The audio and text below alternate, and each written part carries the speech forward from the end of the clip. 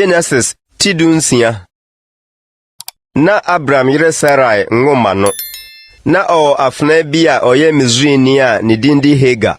Na Sarai ka kire Abram se, "Hye Erade asima wo ho kwan. Enti komafena nchen ebi amenya ne ho ma." Na Abram tie Sarai.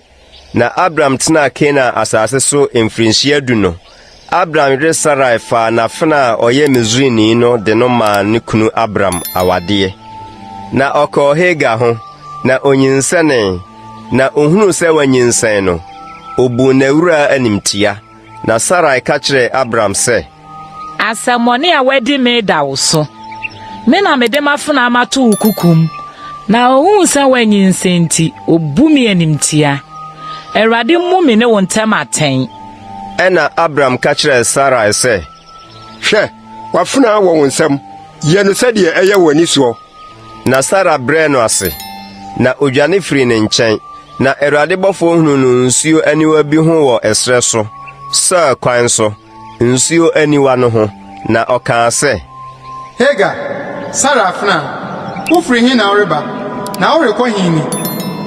Na ɔse, "Mifiri mawura Sarai nim na miridwane."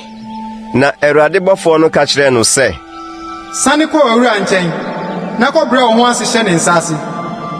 Na Erade bɔfo no ka kyerɛ no sɛ, "Dɔ na mɛma w'asefo adɔ, na dodoɔ nti ɔrentumi nkan ho."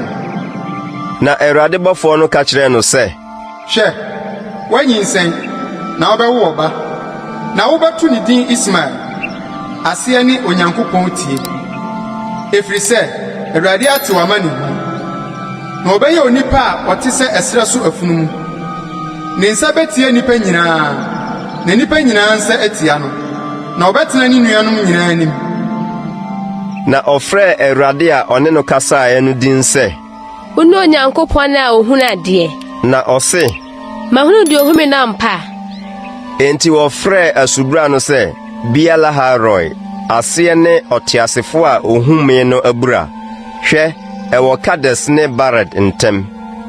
Na Hagar wo ɔba ma Abram, na Abram frɛ ne ba a Hagar wo no Ishmael. Na Hagar wo Ishmael ma Abram no. Na Abram adi mfie 86.